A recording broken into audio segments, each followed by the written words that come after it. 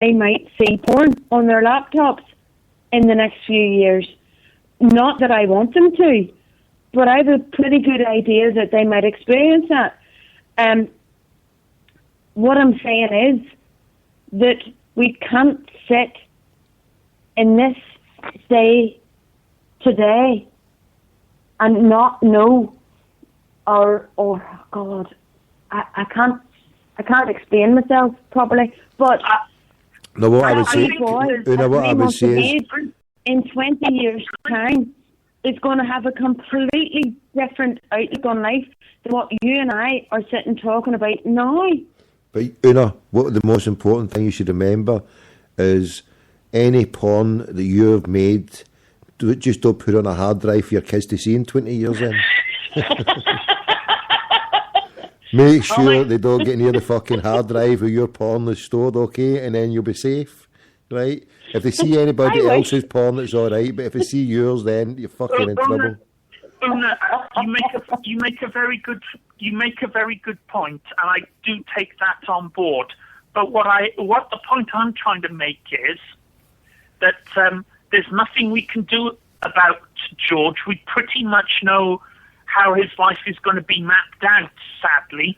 But the best way we can help George is to help those like his age who are living in our own communities. Yeah. Because if we can help the children in our own communities, absolutely, in some strange way we will help George because we are changing things from the bottom up. But Jonathan, that's what I'm saying. I'm not in support of George. I'm an anti-royalist. I do not believe in them whatsoever. But I do believe in a 3-month-old baby.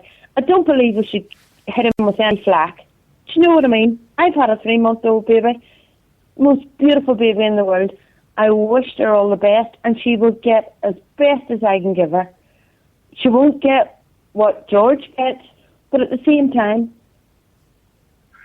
the biggest difference between your daughter and George is this. Your daughter has none of the power that George will enjoy, but she has all of the choices that George will never have. Good point. Excellent point. Thank you. No, as good as his point wasn't as good as my point about hiding your fucking porn when the Wayne's got older, right? So his was good, but not as good as mine. But anyway, crack on. I'm enjoying your discussion. Listen, tell me, I've already shared it with Jonathan. No, you shared your porn with Jonathan, and you're not shared it with us? Oh, that's fucking shocking here. Retro Glasgow, he's getting saying get back to the porn. Here you go, look. When's the Retro Glasgow saying when's the expert coming on? The expert's coming on when you phone in, Retro Glasgow 0141 416 1888. Right? I thought we've got two wonderful experts here. We've got an expert in porn and we've got an expert in satanic ritual 3-month abuse. Right? And I don't know what one's which. Thank you very much, Tommy. No wishes. What's yours? I thought you were. I've actually been to a satanic ritual, believe it or not. I've actually been, and I can tell you, it freaked me out. It freaked me out more than going to the Bilderberg Fringe Festival. But don't share it with us. Can I ask you a question, Jonathan? Why do you go to satanic things? No, we don't want to ask questions like that. We don't want to go there because we need to fucking delve into. I'll answer that question for you. Now, thing is, a couple of months ago, I noticed something in my locality called the Pagan Society. Now, I'm not a pagan, but I do have a nagging sense of curiosity about the world. And I wanted to find out a little bit more about paganism, not because I'm a pagan, but because, I want to try and understand the mindset of pagans. So I went to a couple of talks they had, and from those talks, they seemed to, from my perspective at the time, to say some pretty insightful things. So I went to one of their rituals, And it was only when I got there and read through the printouts of what they were actually going to do at this festival that I realized that these particular pagans, nicest people I know, but they were inadvertently worshipping Satan, because the god that they were worshipping, Pan, the archetypes of Pan are similar to those of Satan in Western cultural tradition. And unfortunately, at the time, because it was in a fairly remote place, this satanic ritual, I was pretty much a captive, and I had to witness what they were doing. And there was this one guy who was apparently possessed by the spirit of Pan. And they were all dancing around this fire. This guy was possessed by Pan, ripped off his shirt and started running around this fire dancing. And I just couldn't... I wanted to get out of there, because they were actually using incantations authored by Aleister Crowley, the Satanist. And there was... I just couldn't believe that how their interpretation of paganism actually has more in common with Satanism than what the pagans themselves practiced. And there was one point where I was sitting, trying not to get in the way of these people dancing around the fire, and this guy who was possessed by Pan, apparently, grabbed me by the hand and said, "Dance with..." So I didn't dance with Pan, but I certainly walked around in a circle while everyone else was dancing, just to try and avoid Pan. And I make a bit of a joke of it now, but at the time it freaked me out, because I thought this wasn't what I was expecting. Did it make you feel uncomfortable? Did it make you feel uncomfortable? Yes, it did.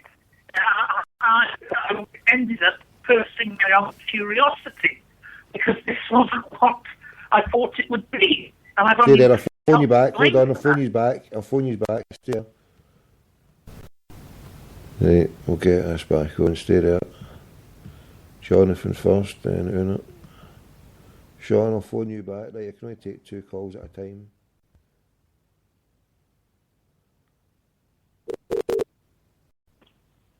Hello?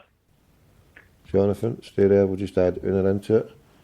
And she'll be coming on now. Right. Pam was actually a man, but possessed. So who was Pam again? This wasn't Pam Yun. This was Pam, who is another name for it. The Greek. He's the Greek god of fertility and pastures, and the archetypes of him are almost identical to those for Satan in Western Christian tradition. And so someone there of these pagans was kidding on, or was... Sorry, how was he portraying himself as Pam? Apparently, they had this ritual where they read out this poem by Aleister Crowley, the Satanist, to try and have this person possessed by Pan for their fire festival. And Jonathan, how the fuck did you get into this? How did you get near these people to get into this? It's not just go down the road and say, "Oh, I'm going to want to take part in your pagan ritual." I was just curious. I wasn't looking to become enough to avoid Protestants and Catholics. I was just curious. I'm curious about the world. I'm curious about Islam. I'm curious about Judaism. I was curious about pagans. I wanted to expand my knowledge. Unfortunately, I expanded my knowledge in a way that I wish I hadn't. Fair play, but fuck's sake, you need to be more careful.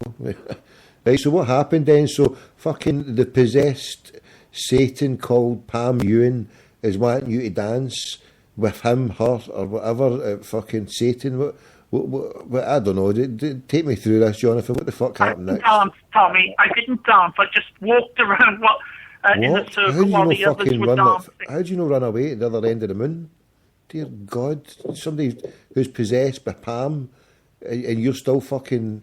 You're not dancing with him, but you're still walking. How about you running at the other end? I was trying to walk, not to attract Pam's attention.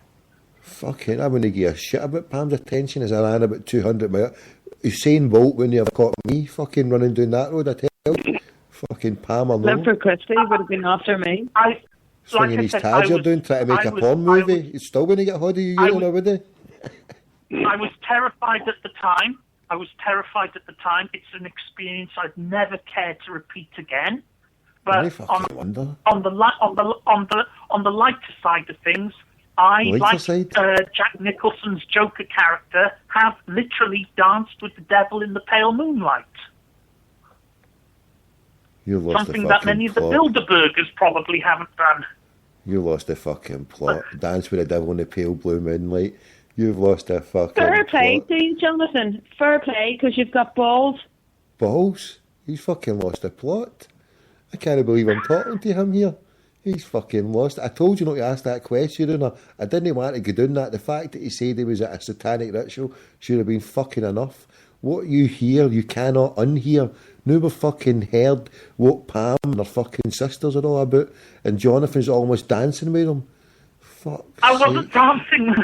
You were fucking almost. But you never ran away. I mean, you never ran away, Jonathan. Let's be fair. You fucking ran away. It was in a remote place. That was, and I couldn't get a phone signal because it was this like round wooden phone 999. So you were thinking you were going to end up as a ritual sacrifice on an altar of fucking crackpots? You thought you were going to get ritually sacrificed? So I'll just walk about and participate a little bit in it. But fair fucks to you. I mean, as Una says, you've got balls, but at least you've not been back. Or have you been back? Have you been back for part 2? No. What of your show? Or? No, I'm talking part 2 of the fucking the satanic ritual shit with the pagans. I want. My curiosity is more than satisfied on that, but I never want to. What was that? I never want to go through that again. But like I said, I did this about a month before I went to Bilderberg, and believe you me, after experiencing that, the likes of Henry Kissinger and David Rockefeller don't scare me so much.